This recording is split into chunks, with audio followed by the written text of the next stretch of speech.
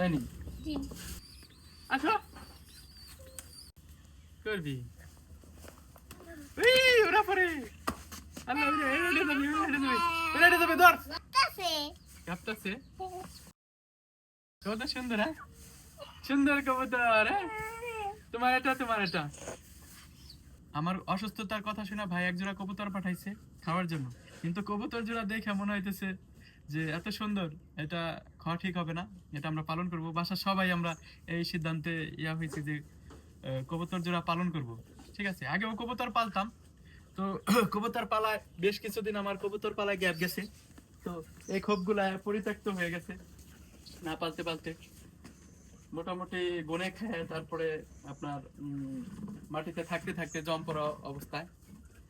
তো এখন এটা কি করতে হবে এটা পালার জন্য কবুতর পুনরায় আবার উঠায় তারপরে কবুতর পালন শুরু করবো সোনার উপর পানি দিয়ে ধুইতে হবে এরপরে এই এই এই সোনার উপর পানি না এই তোমার আম্মুর কাছ থেকে সোনার উপর পানি নিয়ে এসো যাও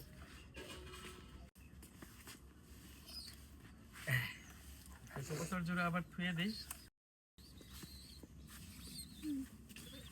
এই এই হলাম সোনা আর এই হলাম রূপা এই সোনার উপর পানি দিতে হবে তুমি যে সোনার উপর পানি দিয়েছিলা ওই সোনার উপর পানি না এটা দিতে হবে ঠিক আছে এটা ছিটাই দিতে হবে ঠিক আছে ওই সোনার পানি না এরপরে আমরা টোপ উঠাই দিব ঠিক আছে